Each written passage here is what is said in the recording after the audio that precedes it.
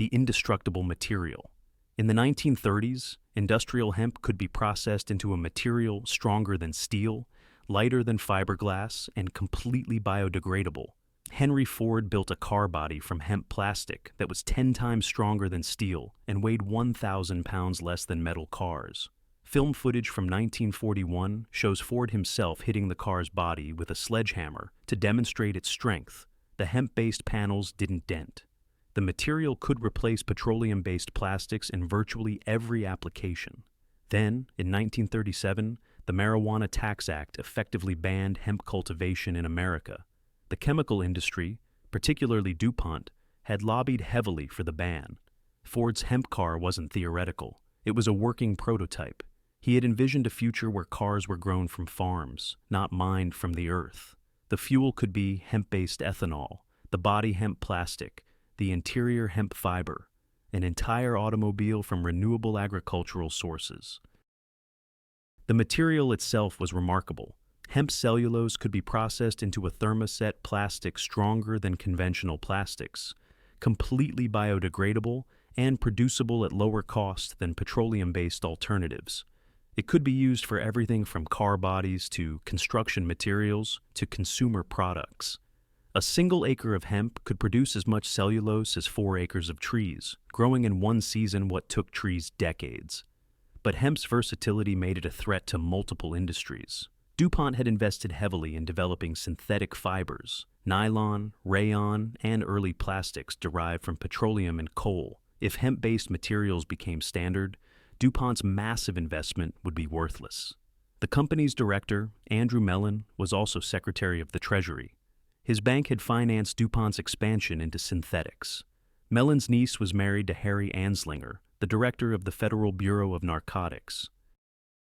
In the early 1930s, Anslinger began a campaign against marijuana, making little distinction between hemp, which contains virtually no THC, and marijuana. His propaganda campaign created public fear while deliberately ignoring that hemp was a valuable industrial crop grown in America for centuries.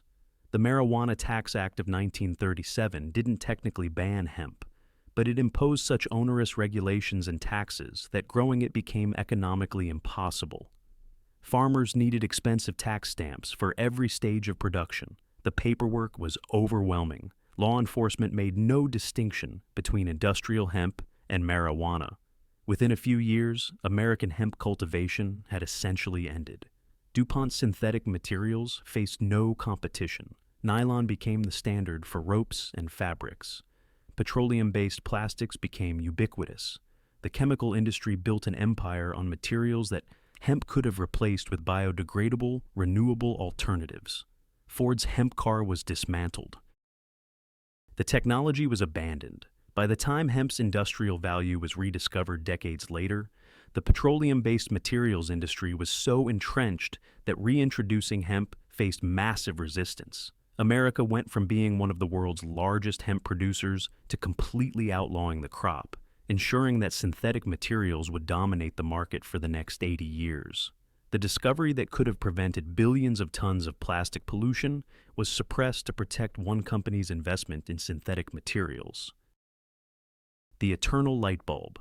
In 1924, representatives from the world's major light bulb manufacturers met in Geneva and formed a cartel called Phoebus. Their goal was simple: engineer light bulbs to fail. Before the cartel, light bulbs could last 2,500 hours or more. Some experimental bulbs had lasted over 100,000 hours. The cartel mandated that all bulbs must fail by 1,000 hours. Companies that produced longer-lasting bulbs were fined. This discovery, that light bulbs could last virtually forever, was deliberately suppressed to ensure consumers would keep buying replacements. The technology for long-lasting light bulbs existed from the beginning. Thomas Edison's original bulbs, with their thick carbon filaments, lasted thousands of hours. As manufacturing improved, bulbs became even more durable. By the 1920s, engineers knew how to make bulbs that could last for decades. They simply used thicker, more durable filaments and better quality materials, but longer-lasting bulbs meant fewer sales. If consumers bought a bulb that lasted 20 years, they'd only buy a few bulbs in their lifetime. The light bulb industry recognized that their business model depended on bulbs failing regularly. This led to the formation of the Phoebus Cartel. The cartel's internal documents, discovered decades later, reveal the systematic engineering of failure. Manufacturers were required to submit their bulbs for testing. If bulbs lasted longer than 1,000 hours, the company was fined. The cartel literally penalized quality and rewarded planned obsolescence. The most famous example of a long-lasting bulb is the Centennial Light in Livermore, California. Installed in 1901, it's been burning almost continuously for over 120 years. It's a hand-blown bulb with a thick carbon filament, representing technology that existed before the industry decided durability was bad for business.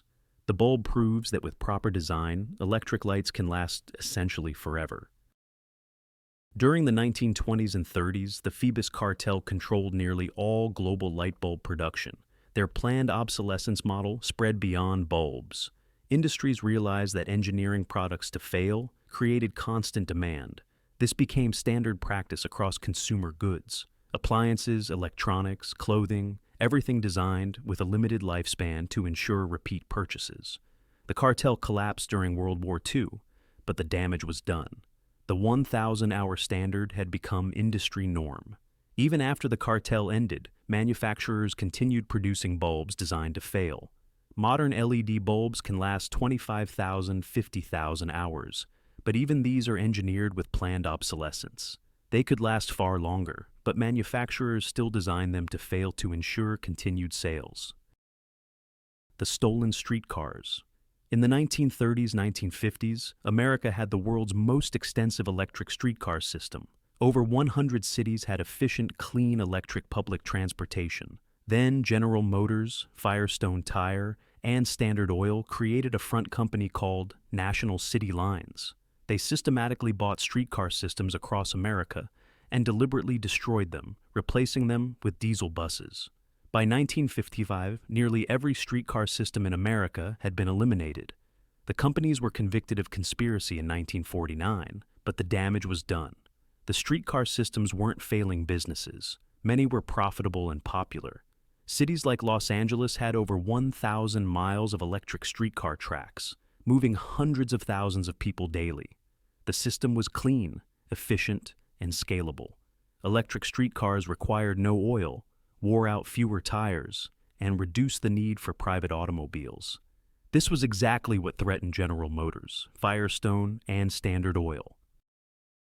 If Americans relied on electric streetcars, they wouldn't buy as many cars, tires, or gasoline. The three companies recognized that electric public transit was their competition, and they decided to eliminate it. Through National City Lines and related companies, they bought streetcar systems in over 45 cities. The systematic destruction followed a pattern. First, maintenance would be deferred, allowing the streetcar system to deteriorate. Then, the company would claim the streetcars were old and inefficient. Next, they'd replace the electric streetcars with diesel buses manufactured by General Motors. Finally, they'd rip up the tracks and sell the valuable copper wire from the electric lines. The diesel buses were objectively worse than the streetcars they replaced. They were slower, less comfortable, broke down more frequently, and polluted the air. But they required oil and tires, products the conspirators sold. The destruction of Los Angeles' streetcar system was particularly devastating. LA had one of the world's best public transit systems. The Pacific Electric Railway's red cars could transport people from downtown LA to beaches, mountains, and distant neighborhoods quickly and cheaply.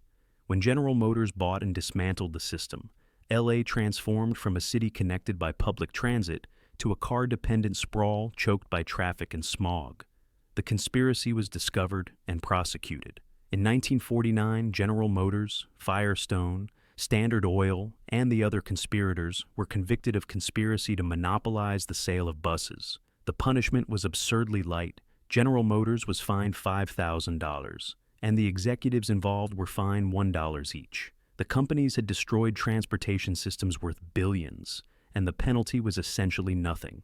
By the time of the conviction, the damage was irreversible. The streetcar infrastructure was destroyed. Cities had been redesigned around automobiles. Without efficient public transit, Americans became dependent on private automobiles, driving urban sprawl, increasing pollution, and creating traffic congestion that persists today. The unbreakable stockings. In the 1940s, DuPont chemists developed nylon stockings so durable they practically couldn't be destroyed. Early test versions could withstand extreme stress and lasted for years. But DuPont realized that indestructible stockings would destroy their market. Women would buy one pair and never need replacements. Company chemists were ordered to make the stockings weaker. They deliberately engineered the fibers to snag and run easily. When DuPont first developed nylon in 1935, the material was revolutionary. The first commercial application was women's stockings, released in 1940. They were an instant sensation. Millions of pairs sold within hours. The early nylon stockings were remarkably durable. Women reported wearing the same pair for months without significant damage. For consumers, this was wonderful. For DuPont, it was a problem. Internal memos from the period revealed DuPont executives worrying about market saturation.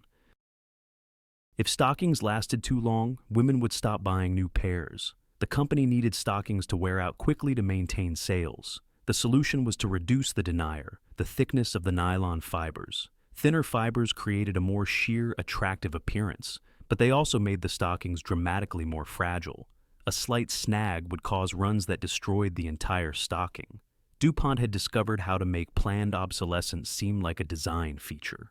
World War II temporarily disrupted nylon stocking production as the material was diverted to military uses. When stockings returned to market after the war, they were made from the deliberately weakened nylon. Women noticed the difference. Post-war stockings ran and snagged far more easily than pre-war versions. But DuPont controlled the market and provided no alternatives. The company went further, launching advertising campaigns that normalized the fragility of stockings. Women were taught that stockings running was inevitable, a natural consequence of the delicate product. DuPont shaped consumer expectations to accept planned obsolescence as normal. Modern athletic wear demonstrates what's possible with synthetic fibers. Running tights and compression garments made from similar materials can withstand years of hard use. The technology to make durable leg coverings has existed for decades. Stockings remain fragile not because the materials require it, but because manufacturers continue the planned obsolescence model DuPont pioneered. The self-sufficient farm system. In the 1970s, agricultural researchers developed closed-loop farming systems, where waste from one process became input for another. Livestock waste fed biogas digesters producing energy. The digester output became fertilizer. Food waste fed animals. Water was recycled through aquaponics. These systems could produce food, energy, and fertilizer, while generating almost no waste. Small farms using these systems could be nearly self-sufficient. Then regulations began targeting such systems, making them impractical or illegal. The research began at agricultural universities in the 1960s and 70s. Scientists recognized that traditional farms wasted enormous resources.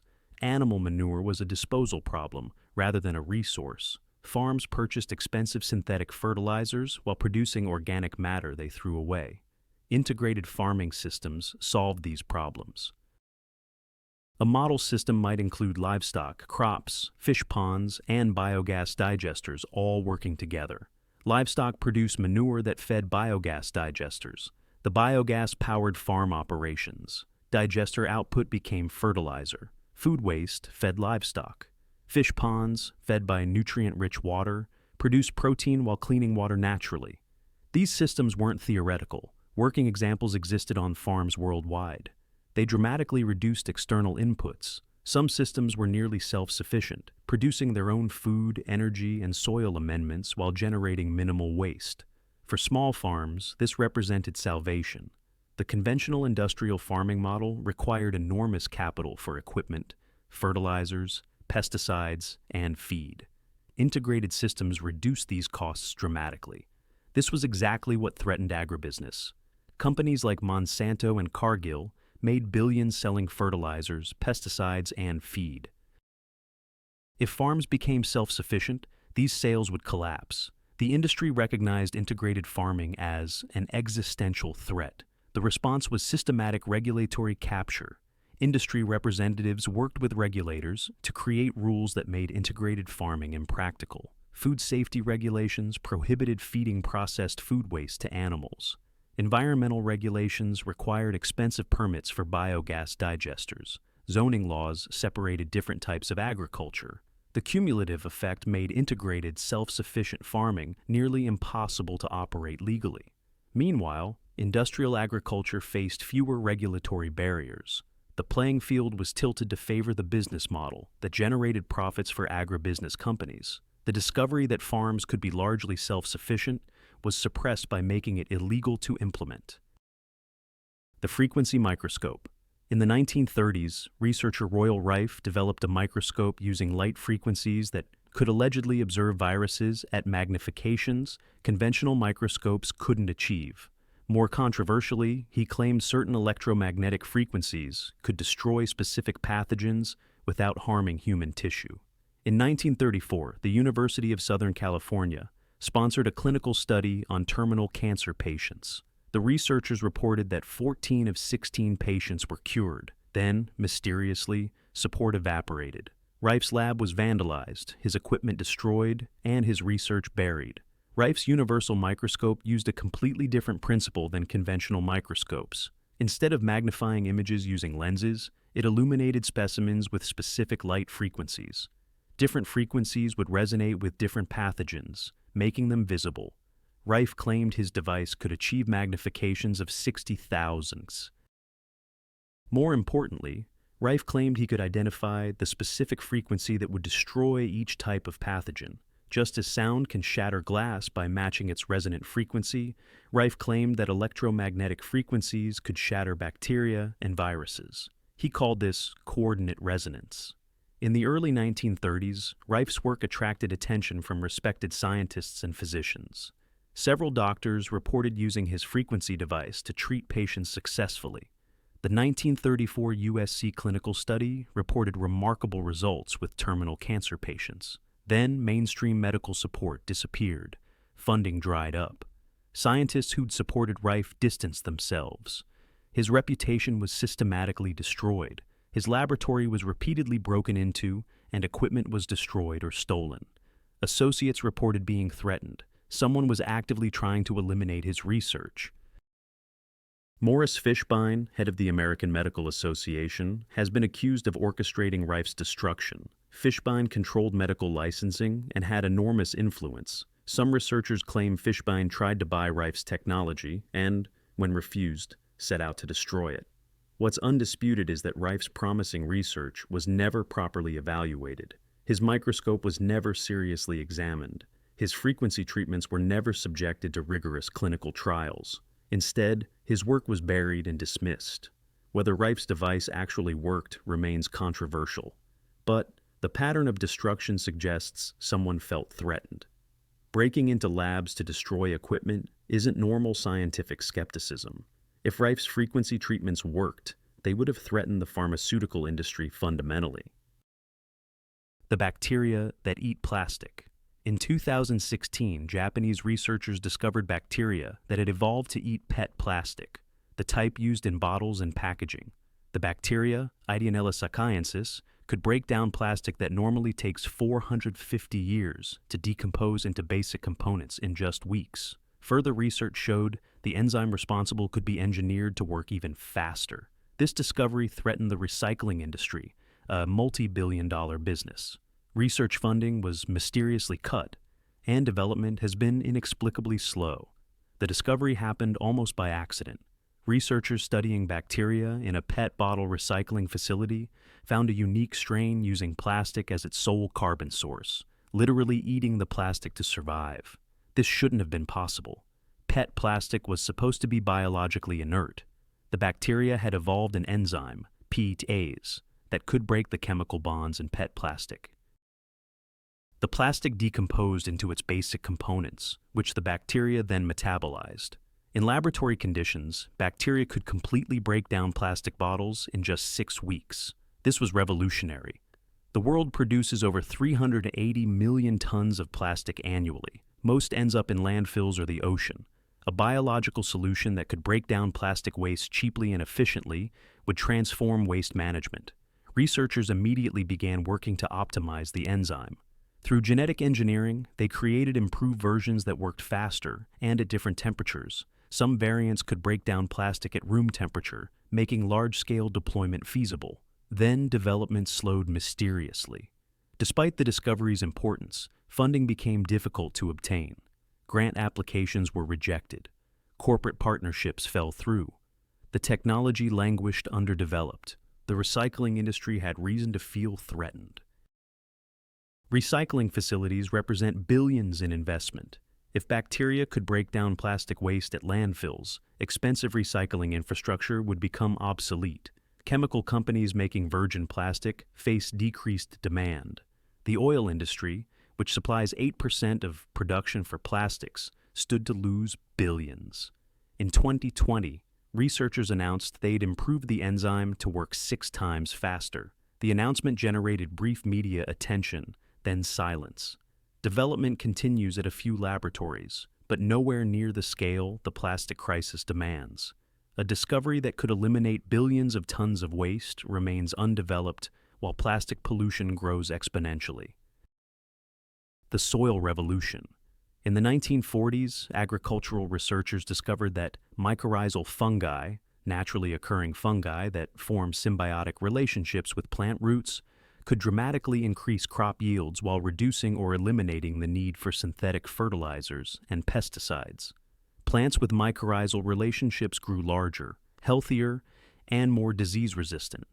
The fungi essentially expanded the plant's root system by orders of magnitude. The chemical agriculture industry responded by promoting farming practices that destroyed mycorrhizal networks. Mycorrhizal fungi are one of nature's most important symbiotic relationships. The fungi colonize plant roots, extending microscopic filaments through the soil like extensions of the root system. In return, the plant provides the fungi with sugars from photosynthesis. Research in the 1940s quantified the benefits. Plants with mycorrhizal relationships could access phosphorus, nitrogen, and other nutrients from soil that plants alone couldn't extract. They were more drought-resistant. They showed increased resistance to diseases and pests. Yields increased by 20 to 40% without synthetic inputs. This should have revolutionized agriculture. Instead of purchasing expensive fertilizers, farmers could inoculate soil with beneficial fungi and maintain the relationship through proper practices. Chemical pesticide use could decrease dramatically. For companies like Monsanto and DuPont, this was an existential threat. Their business model depended on farmers purchasing fertilizers, pesticides, and herbicides every season. If mycorrhizal fungi could replace these products, billions in annual sales would disappear. The industry's response was brilliant and insidious. Instead of openly suppressing the research, they promoted farming practices that destroyed mycorrhizal networks, while claiming these practices were necessary for productivity. Deep tilling became standard practice. Tilling breaks up mycorrhizal networks, forcing farmers to re-establish them each season, or preventing their establishment entirely. Monocropping, growing the same crop repeatedly, became standard. Mycorrhizal fungi need diversity to thrive. Monocropping starves out beneficial fungi species. Most destructively, the chemical fertilizers and pesticides the industry sold were toxic to mycorrhizal fungi. High nitrogen synthetic fertilizers damage fungal networks. Fungicides kill beneficial fungi. Herbicides disrupt the plant-fungi relationship. Farming became dependent on chemicals, partly because the chemicals destroyed the natural systems that made plants healthy without them. The educational system supported this transformation. Agricultural colleges received funding from chemical companies. Textbooks emphasized chemical inputs. Extension services taught practices that aligned with chemical agriculture. By the 1980s, American agriculture was completely dependent on synthetic inputs. Soil biological health had degraded dramatically. The discovery that could have eliminated agriculture's chemical dependence was buried under farming practices that made chemicals necessary. The instant construction system. In the 1970s, engineers developed foam concrete systems that could construct houses in days rather than months. Durable foam was sprayed over an inflatable form, creating walls, roof, and structure in one continuous piece. The result was stronger than conventional construction, better insulated, disaster-resistant, and required a fraction of the labor and materials. A crew of 3 could build a complete house in a week. The construction industry fought the technology through building codes that made foam construction difficult or impossible to permit. The foam construction concept was brilliantly simple. An inflatable form was positioned and inflated into the desired house shape. Polyurethane foam was sprayed over the form in layers. The foam hardened into a rigid shell. A coating provided weatherproofing and fire resistance. The result was a seamless, incredibly strong structure. The advantages were dramatic. Construction time dropped from months to days. Labor requirements decreased by 60 to 70%. Material costs were lower. The seamless construction eliminated thermal bridges and air leaks, making heating and cooling dramatically more efficient. The monolithic structure was incredibly strong. Tests showed foam houses could withstand hurricanes and earthquakes. But the technology never became mainstream. The construction industry recognized the threat immediately. A technology that required fewer workers, less material, and less time would destroy traditional construction business models. The response was systematic use of building codes to prevent foam construction. Jurisdictions added requirements that made foam construction impractical. Requirements for conventional framing inside foam walls defeated the point. Fire-resistant standards that only conventional materials could easily meet blocked foam systems. Permit costs for non-standard construction made foam houses economically unviable. Labor unions opposed the technology because it required fewer workers. Unions lobbied against permitting foam construction. Materials suppliers funded research designed to find problems with foam construction. Insurance companies charged higher rates or refused to insure foam houses. The few foam houses that were built demonstrated the technology's viability. They've performed excellently for decades. Owners report dramatically lower energy costs and minimal maintenance. But these successes haven't translated to broader adoption because the regulatory and economic barriers remain. The reusable packaging system. In the 1980s, a consortium of European companies developed a comprehensive reusable packaging system for consumer goods.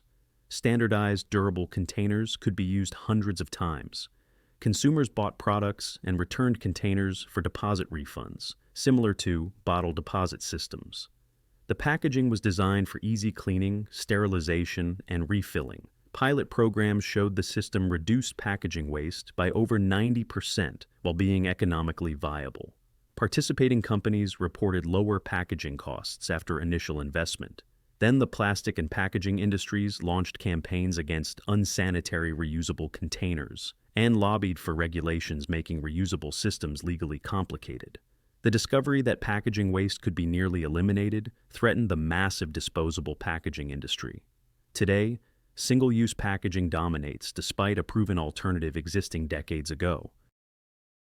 The reusable packaging system worked beautifully in trials. Standard containers were designed for specific product categories: beverages, grains, household cleaners, personal care products, etc. Manufacturers filled these containers. Retailers sold products in them. Consumers paid a deposit, used the product, and returned the empty container to any participating retailer for refund. The containers were engineered for durability and hygiene. Made from materials that could be sterilized at high temperatures, they could safely hold food and beverages through hundreds of use cycles. Automated systems cleaned and inspected, returned containers, ensuring they met safety standards before refilling. The economics worked, even with infrastructure costs for collection, cleaning, and redistribution. The system costs less than manufacturing single-use packaging for each product. Pilot programs in several European cities showed dramatic results. Packaging waste decreased by 90 and 95%. Costs to manufacturers decreased after initial investment in reusable containers. Consumers liked the deposit refund system. Environmental groups loved the waste reduction. The system addressed a major environmental problem while saving money. Then, industry opposition mobilized. The packaging industry, companies that manufactured cardboard, plastic containers, bottles, boxes, and wrapping materials, recognized an existential threat. If reusable packaging became standard, demand for their products would collapse. The industry generated billions selling single-use packaging. A system that eliminated 90% of that was unacceptable. The industry's response combined propaganda and lobbying. Advertising campaigns raised fears about hygiene of reusable containers. Despite sanitization systems that met or exceeded safety standards, the industry created public fear about dirty, reused containers. They highlighted rare failures while ignoring that single-use packaging also had contamination incidents.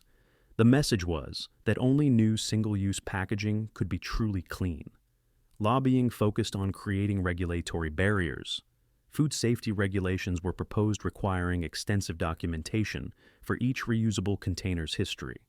Tracking systems became legally mandated, adding costs that made reusable systems less economically attractive. Liability rules made manufacturers responsible for any contamination, even if it occurred after products left their control. Insurance costs for reusable packaging systems became prohibitive.